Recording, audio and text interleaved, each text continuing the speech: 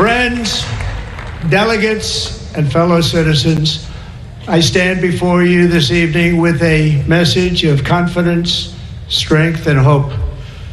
4 months from now, we will have an incredible victory, and we will begin the 4 greatest years in the history of our country. Sa kamakailang mga pahayag ni Donald Trump, sinabi niyang maaaring gawin ng Russia ang kanilang nais sa NATO. Pinayuhan ng Israel na tapusin na ang kanilang trabaho at binanggit na hindi na niya susuportahan si Zelensky ng kahit isang sentimo pa. Ang buong mundo ay nakamasid at naghihintay sa mga posibleng mangyari kung sakaling siya ay muling maging pangulo. Ngunit paano tutugon ang China at ang mga ekonomiyang kabilang sa BRICS? Magiging mas matindi ba ang mga kaguluhan sa Middle East at Europe? At higit sa lahat, magiging turning point ba ito sa kasaysayan ng mundo? At yan ang aalamin natin sa JP Amazing Stories.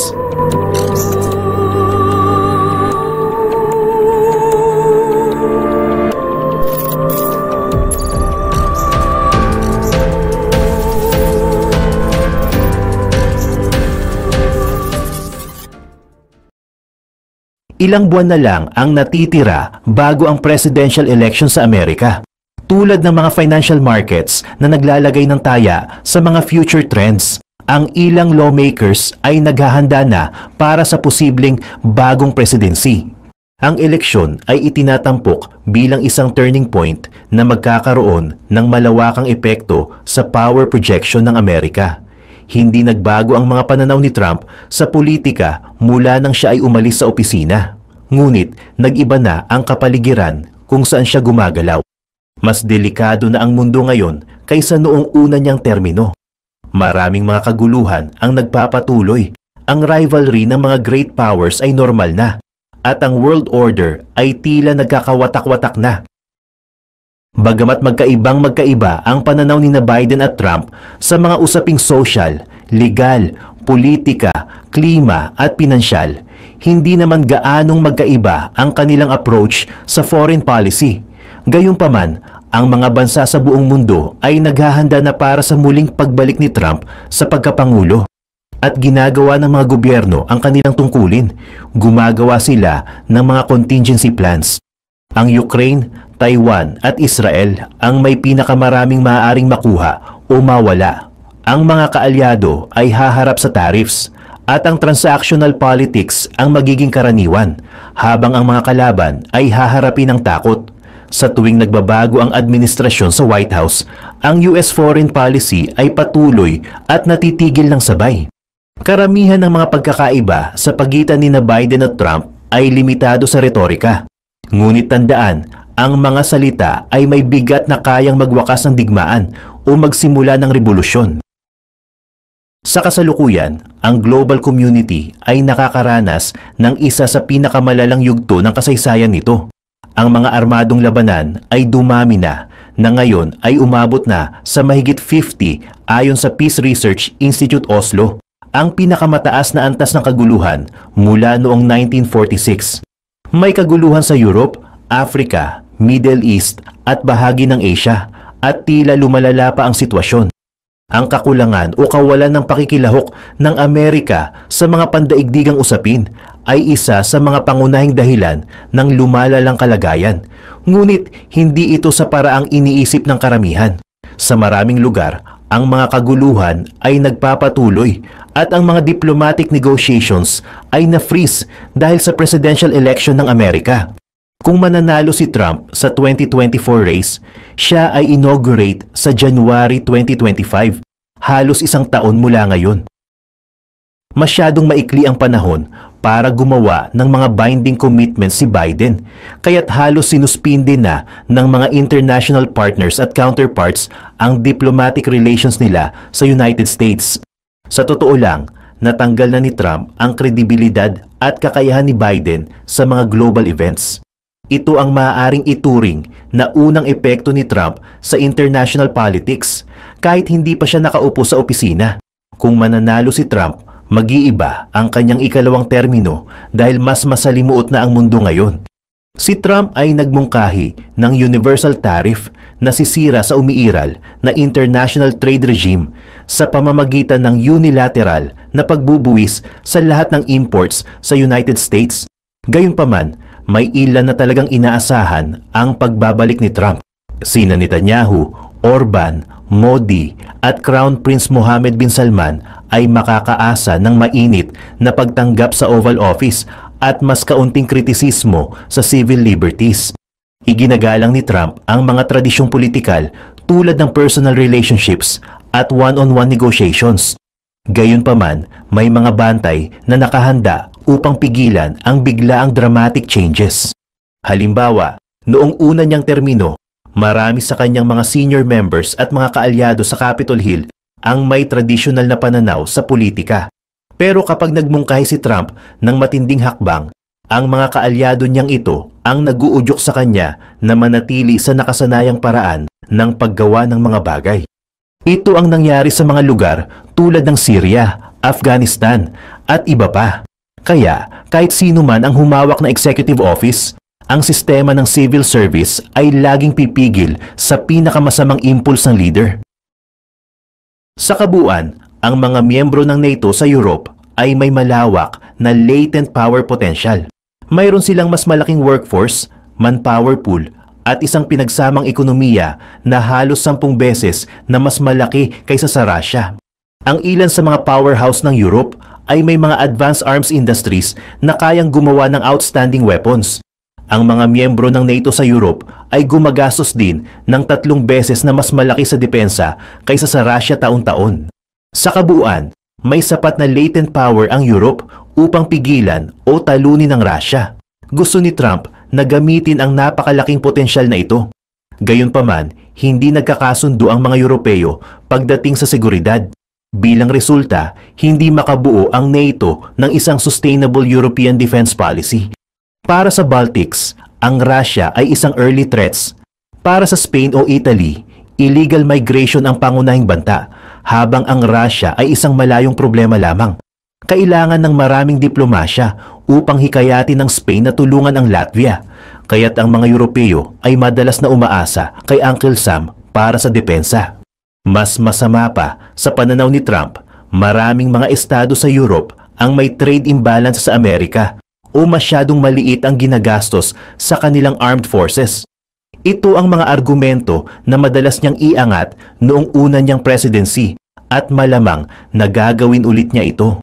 Ang scrutiny ay maaring maging hindi komportable. Marami sa mga kaalyado ng Amerika ay gumagastos ng mas mababa sa 2% ng GDP sa depensa. Magtataas yun ng kilay ni Trump lalo na't ang digmaan sa Ukraine ay patuloy pa rin. Sa isang campaign rally, sinabi ni Trump na bilang Pangulo, hahayaan niya ang Russia na gawin ang anumang gusto nila sa anumang miyembro ng NATO na hindi nakakatugon sa defense spending requirement. Hindi maipagkakaila na ang ilang mga bansa ay bumaligtad na.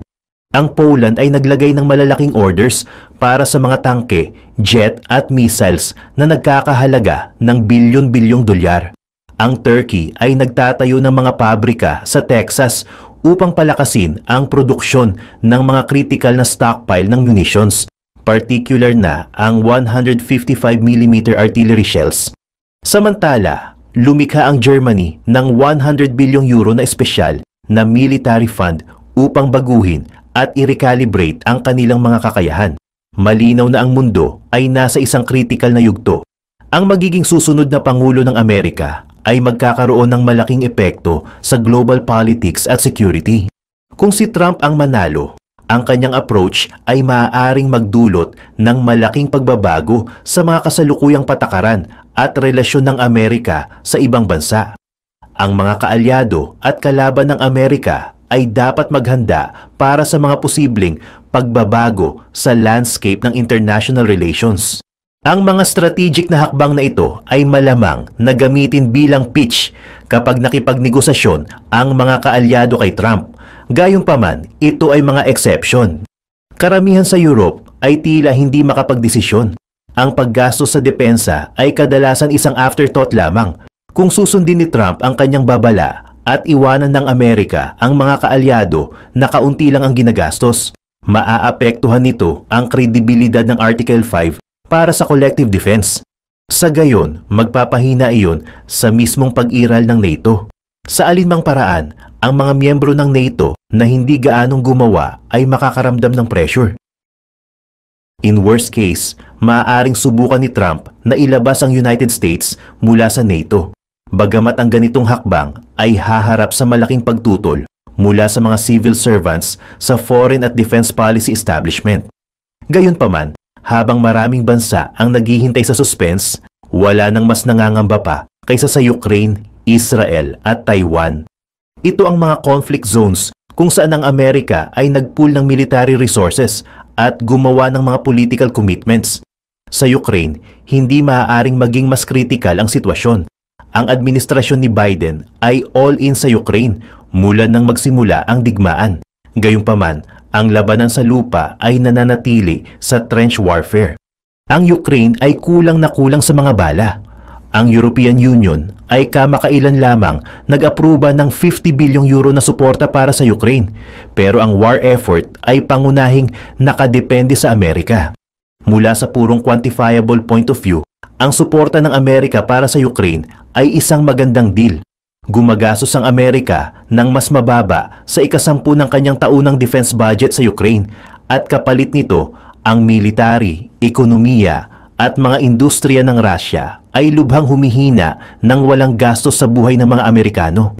Dagdag pa, karamihan sa perang ginastos sa armaments para sa Ukrainian Army ay nananatili sa US soil. Ngunit maaring hindi ganun ang pananaw ni Trump. Madalas niyang itinuturo na ang military at financial support sa Ukraine ay isang drain sa resources ng Amerika at madalas niyang ipinagmamalaki na kaya niyang lutasin ang conflict sa loob ng 24 hours. Hindi pa niya nilinaw ang kanyang eksaktong patakaran, pero kung mananalo siya sa eleksyon, maaaring iwanan ng Amerika ang laban at pilitin ang mga Ukrainians na magkasundo sa kanilang mga Russian counterparts. Ang pinakamagandang kaso para sa Ukraine ay si Trump ay pumayag na pahabain ng suporta, pero may kapalit. Halimbawa, ang financial aid sa Ukraine ay maaaring ibigay sa anyo ng mga pautang. Kasabay nito, maaaring ipagpatuloy ang military assistance sa pamamagitan ng pag-secure ng eksklusibong lisensya para sa mga American firms upang mag-extract ng mga strategic minerals mula sa Ukrainian soil. Ang Ukraine ay sagana sa iba't ibang mineral at nais ni Trump na i-maximize ang capital return para sa Amerika sa kahit anong paraan. Sa totoo lang, maaaring gawin din ni Biden ang parehong bagay sa kanyang ikalawang termino. Mula noong 2023, ang kapalaran ay lumaban na sa Ukraine. Sa Middle East naman, naging magulo ang American policy. Sa unang termino ni Trump, iniwan niya ang nuclear deal na naglimit sa nuclear program ng Iran. Nilipat niya ang US Embassy sa Jerusalem at isinara ang US Consular Office para sa Palestinian issues sa Washington. Tinanggihan ng peace plan ni Trump para sa Israel at Palestine ang two-state solution. Sa halip, pinirmahan ang Abraham Accords na nagtatag ng diplomatic relations sa pagitan ng Israel at ilang Arab states, pero hindi nito naresolba ang Israeli-Palestinian conflict. Ang hinaharap ng international relations ay tila puno ng uncertainty at ang pagpasok ng isang bagong administrasyon sa White House ay tiyak na magdudulot ng mga pagbabago. Ang mga bansa at rehiyon na umaasa sa suporta at patakaran ng Amerika ay kailangang maghanda para sa anumang posibleng pagbabago sa landscape ng global politics at security. Nung si Biden na ang naging presidente, hindi rin ito nakatulong. Naghintay siya ng matagal bago bumalik sa nuclear deal ng Iran at mula noong 2021 election, nasa pamamahala ng mga hardliners ang Iran. Dahil dito, mas malayo ang pagbabalik sa nuclear deal at mas malapit na ang Iran sa pagkakaroon ng bomba. Bukod dito, halos pareho lang ang trato ni Biden sa mga Palestinians gaya ng kay Trump. Na-delay ang pagbubukas ng US consulate, napabayaan ang diplomatic peace talks at binaliwala ang pagtaas ng pinakakanang gobyerno sa kasaysayan ng Israel. Ang policy making ni Biden ay hindi naiiba kay Trump.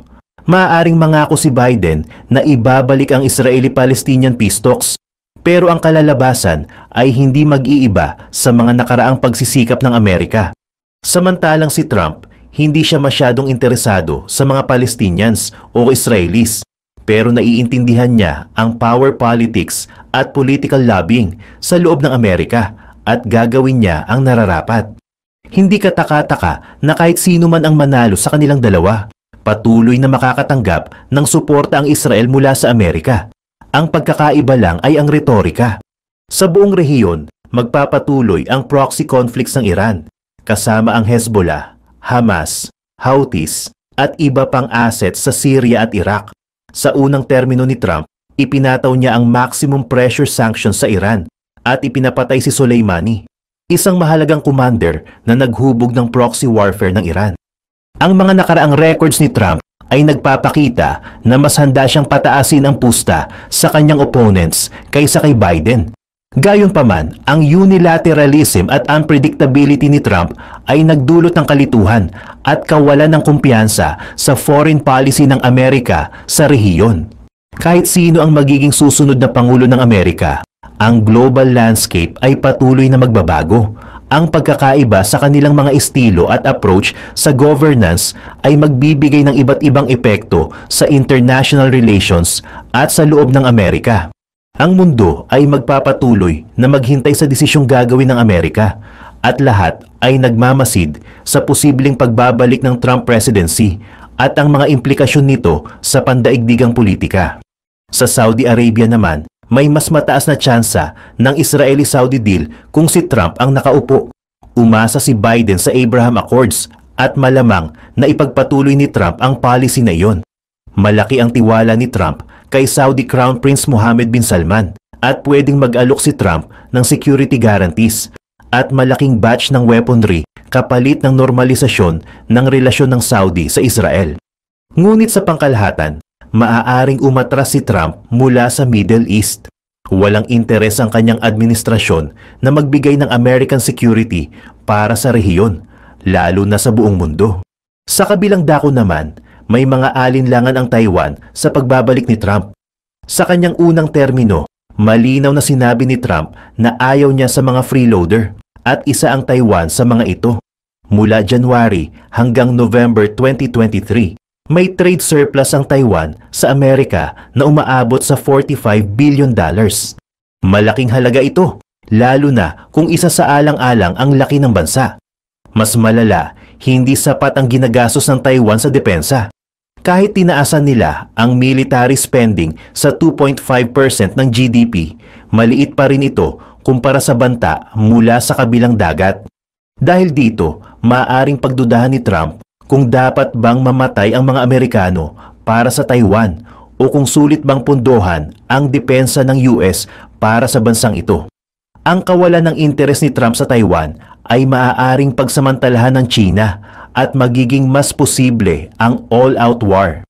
Noong nakaraang taon, nagbabala ang foreign minister ng Taiwan na posibleng magkaroon ng conflict sa China ng mas maaga pa sa 2027 at sinabi rin ito ng mga opisyal ng US ilang taon na ang nakalipas. Sa economic front naman, walang malaking pagbabago ang inaasahan.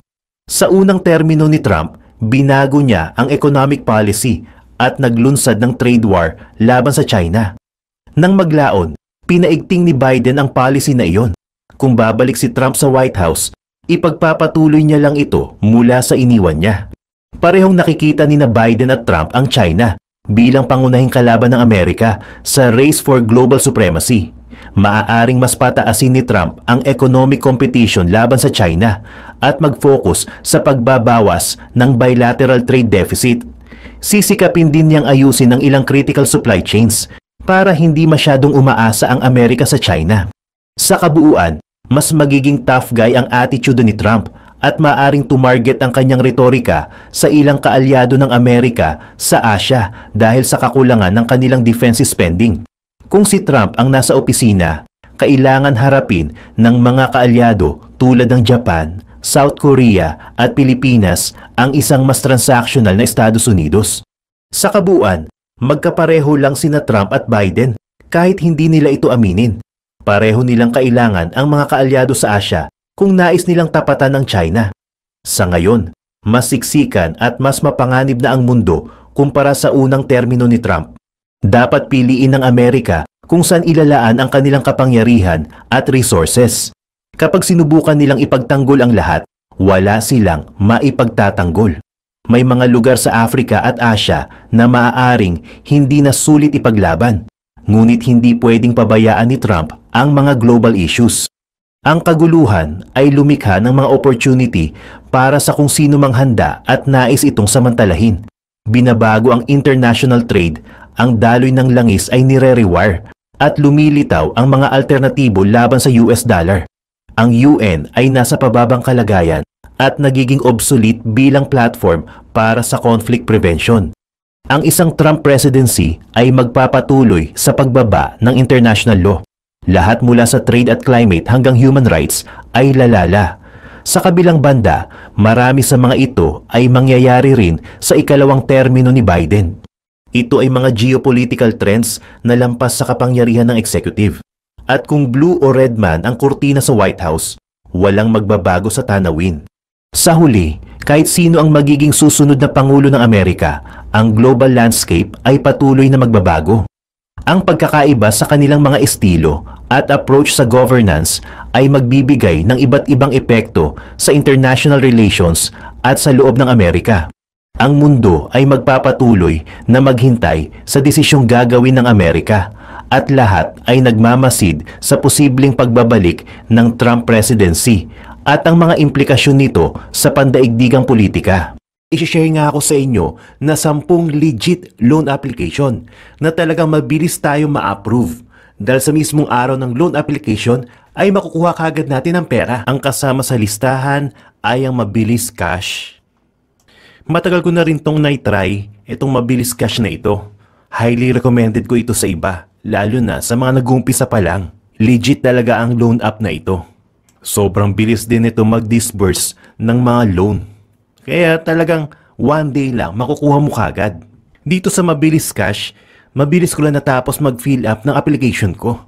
At the same day, naku sobrang bilis talagang mag-disburse at take note, walang mababawas dito sa ilo-loan mo.